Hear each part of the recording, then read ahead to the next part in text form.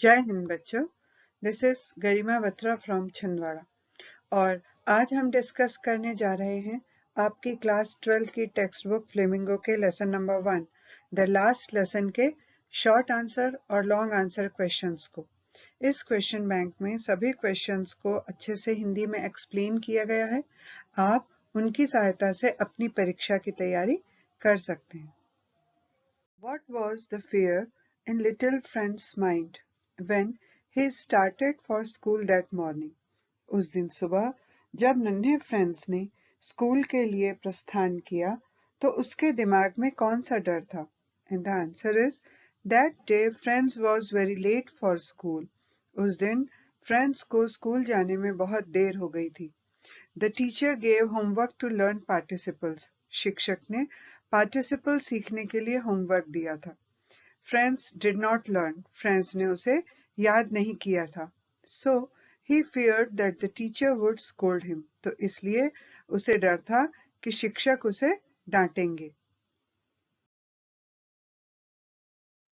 Next question है Why did friends not want to go to school that day?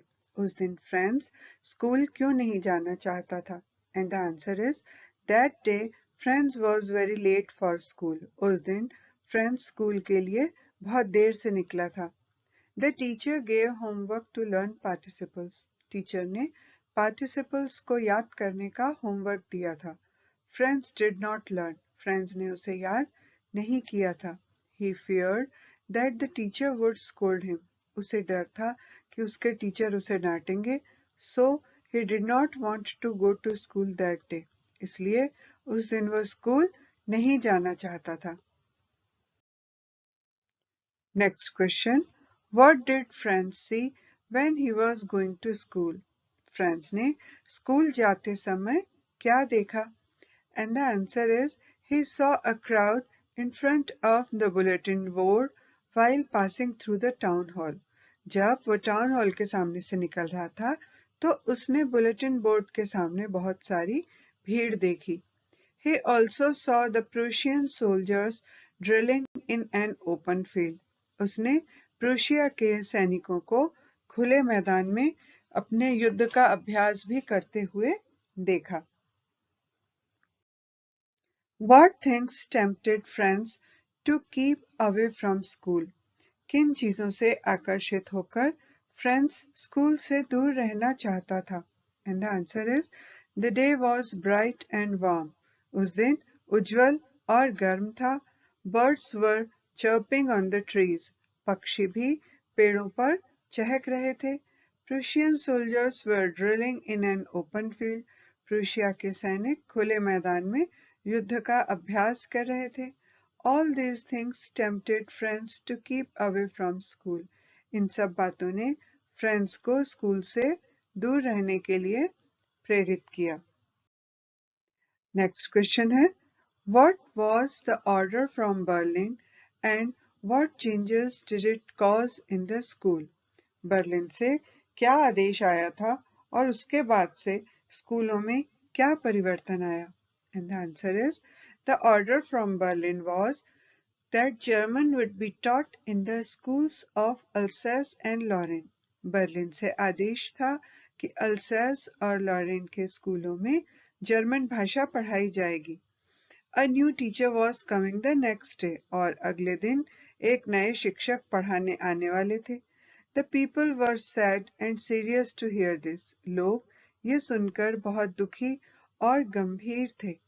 The old people of the village came to thank M. Hamel for his faithful services of 40 years. और जो गांव के बड़े और बूढ़े लोग थे वो एम हेमल जो उनके टीचर थे उनको उनकी 40 सालों की वफादार पूर्वक की गई सेवाओं के लिए धन्यवाद देने आए थे। What did the blacksmith say to friends? Blacksmith ने या लोहार ने friends से क्या कहा? And the answer is the blacksmith told friends not to go so fast as he would get to school in plenty of time. लोहार ने friends से कहा कि वह इतनी तेजी से न जाए क्योंकि वो काफी उसके पास स्कूल जाने के लिए समय था। He was standing in front of the bulletin board. वो bulletin board के सामने खड़ा हुआ था लोहार. What was Franz expected to be prepared with for school that day? उस दिन फ्रेंच से स्कूल के लिए क्या तैयार करने की उम्मीद की गई थी? And the answer is the teacher gave homework to learn participles. शिक्षक ने participle याद करने के लिए होमवर्क दिया था. So Franz was expected to be prepared with the rules for the participles that day. और इस दिन फ्रेंच से उस दिन पार्टिसिपल के नियमों को याद करने की उम्मीद की गई थी. What usual noises could be heard in the street when the school began? जब स्कूल शुरू होता था तो आम दिनों में सड़क पर से कौन-कौन सी आवाजें सुनाई देती थी? And the answer is the sound of opening and closing desks. जब स्कूल शुरू हुआ तो गली में टेबल और बेंच के सरकाने की हिलाने की आवाज आती थी. Loud sound of repeated the lessons in unison. पाठ को एक साथ जोर जोर से जब बच्चे दोहराते थे तो उसकी तेज आवाज. And the teachers great ruler rapping on the table could be heard in the street when the school began. और टेबल पर शिक्षक के जोर जोर से अपने स्केल या छड़ी को बजाने की आवाजें बाहर गली में आम दिनों में सुनाई दिया करती थी. What did Franz see through the window when he reached his school? जब फ्रेंच अपने स्कूल पहुंचा तो उसने खिड़की से क्या देखा? And the answer is Franz saw that his classmates were already at their places. French ने देखा कि उसके सहपाठी पहले से ही अपनी जगहों पर बैठ चुके थे. M. Hamel was walking up and down in the classroom. और M. Hamel कक्षा में ऊपर नीचे चल रहे थे. He was holding his iron ruler under his arm. उन्होंने अपने लोहे के छड़ी को अपनी बाह के नीचे पकड़ा हुआ था. Next question. The teacher did not scold Franz for his coming late to school. Why? उस दिन जब फ्रेंच स्कूल लेट आया तो भी उसके टीचर ने उसे डांटा नहीं. क्यों? And the answer is M. Hamel did not scold Franz for his coming late to school because it was M. Hamel's last day at school and he was very sad. M. Hamel ने French को school there से आने के लिए नहीं डांटा क्योंकि वो उस दिन एम हेमल का स्कूल में आखिरी दिन था और वो बहुत दुखी थे. नेक्स्ट क्वेश्चन है how was M Hamel dressed on his last day in school. अपने स्कूल के आखिरी दिन में एम हेमल ने कैसे कपड़े पहने हुए थे? And the answer is he wore beautiful green coat, a frilled shirt and a little black silk cap. उन्होंने सुंदर हरे रंग का कोट, एक झालरदार कमीज और थोड़ी सी काली रेशमी टोपी पहनी थी. He used to wear this dress on inspection and prize distribution days. उस ड्रेस को वो निरीक्षण के दिन में और पुरस्कार वितरण के दिनों में मतलब खास दिनों में ही पहना करते थे. नेक्स्ट क्वेश्चन है Why did Hauser and the other villagers come to attend the last lesson? Hauser और गांव के दूसरे लोग उस दिन लास्ट लेसन के लिए क्यों उपस्थित हुए थे? And the answer is they came to thank M. Hamel for his 40 years of faithful service. वो M. Hamel को उनकी 40 सालों की वफादारी पूर्ण की गई सेवा के लिए धन्यवाद देने के लिए आए थे. They sat on the last benches with the students. और वो छात्रों के साथ आखिरी बेंच पर बैठ गए थे. नेक्स्ट क्वेश्चन है What information did M. Hamel give to the children in his class? M. Hamel ने कक्षा में बच्चों को क्या जानकारी दी? And the answer is M. Hamel told in the class that it would be his last lesson. M. Hamel ने कक्षा में बच्चों को बताया कि आज उनका आखिरी पाठ है.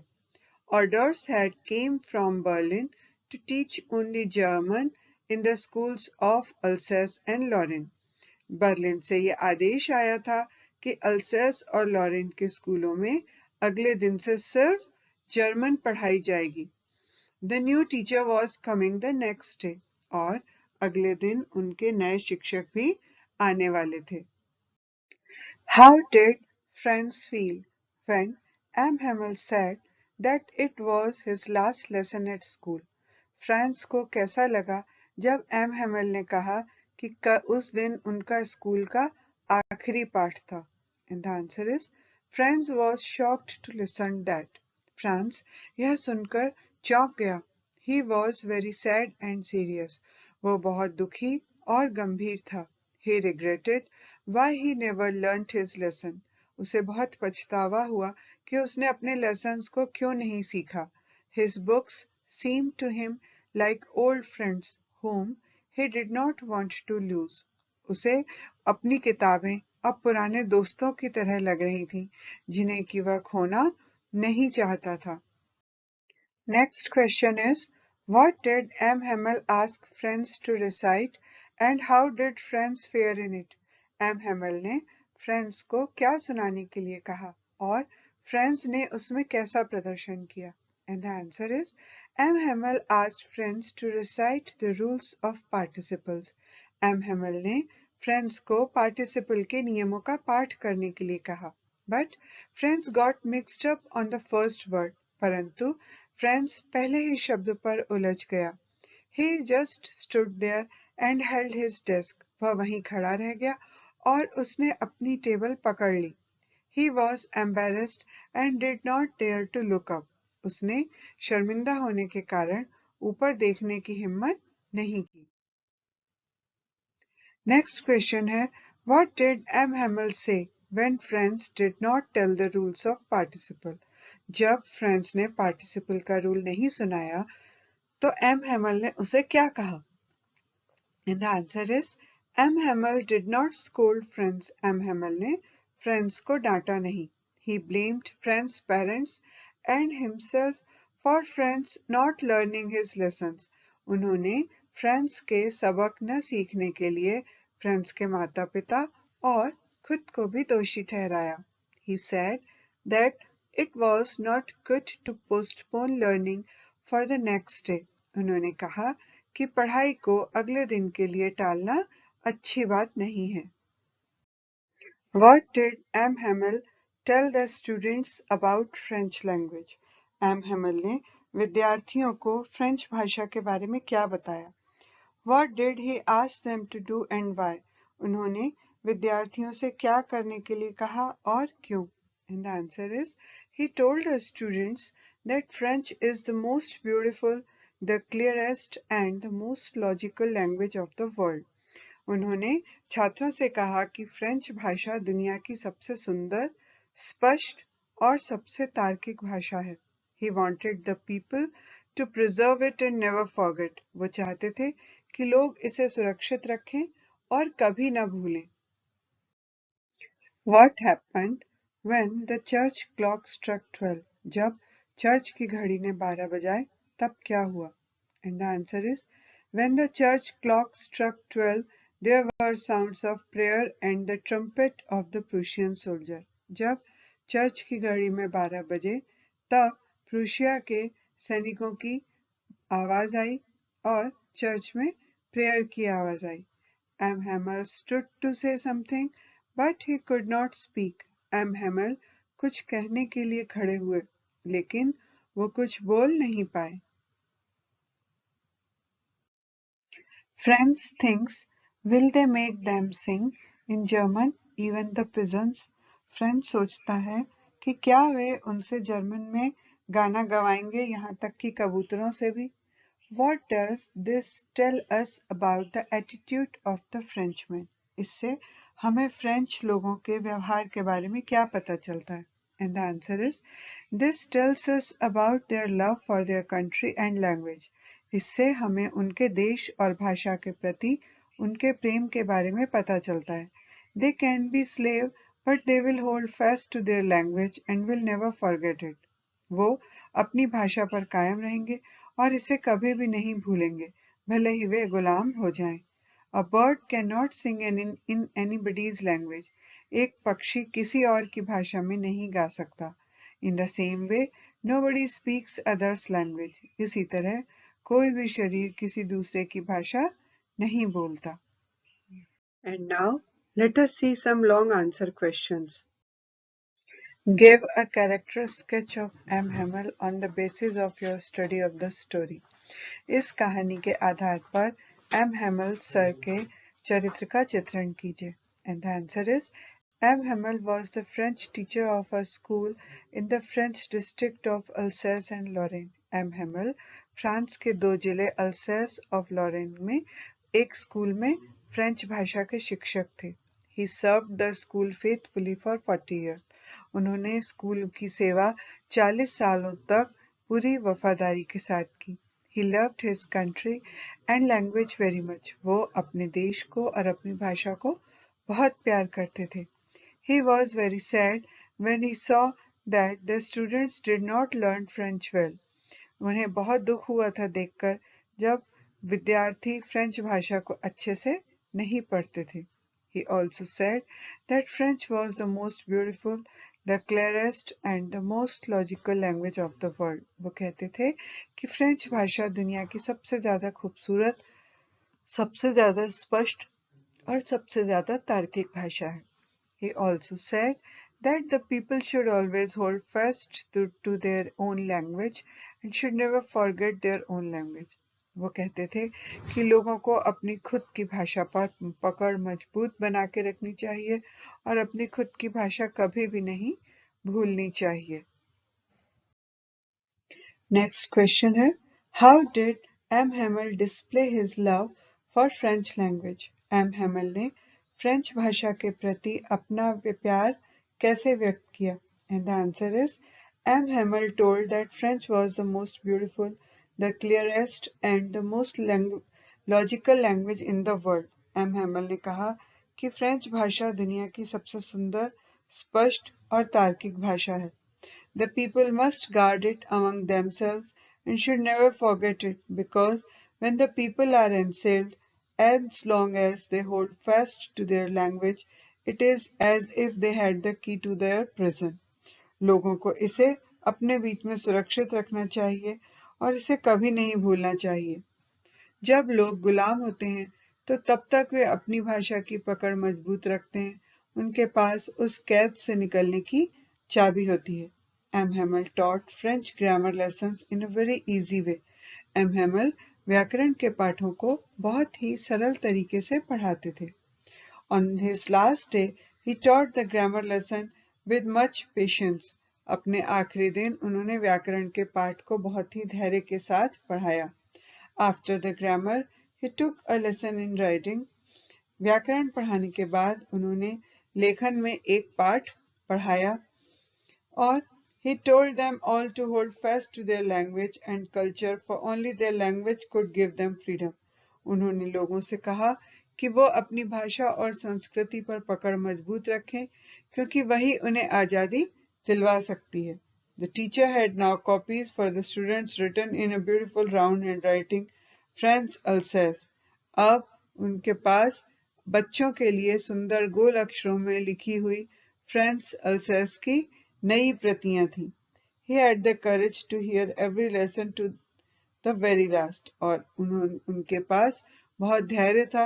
उन्होंने हर एक पाठ को आखिरी तक सुना. He was too overwhelmed to say something. और वो जब बहुत भाव विभोर हो गए थे तो वे कुछ भी नहीं बोल पाए. So he wrote on the blackboard, "Vive la France." और इसलिए उन्होंने बोर्ड के ऊपर लिखा था फ्रांस अमर रहे.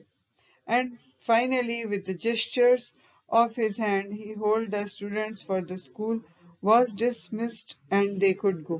और अंत में उन्होंने हाथ के इशारे से कह दिया कि अब स्कूल का समय समाप्त हुआ और अब वे जा सकते हैं.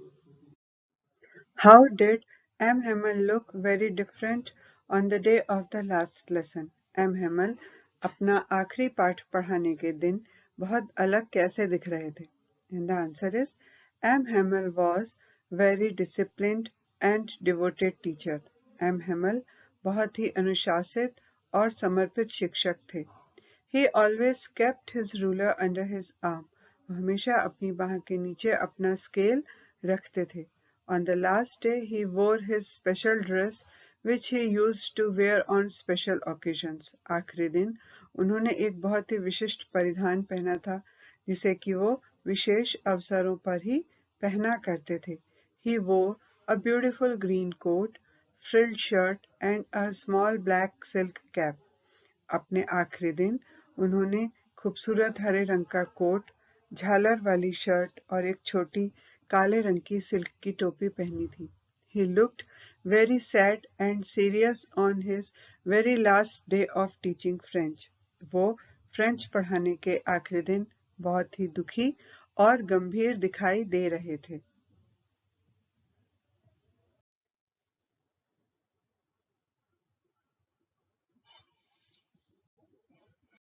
इस प्रकार आपका ये क्वेश्चन आंसर वाला वीडियो यहाँ खत्म होता है. आप अपने एग्जाम्स की बहुत अच्छे से तैयारी कीजिए. Wish you all the very best wishes. Thank you for watching the video. जय हिंद.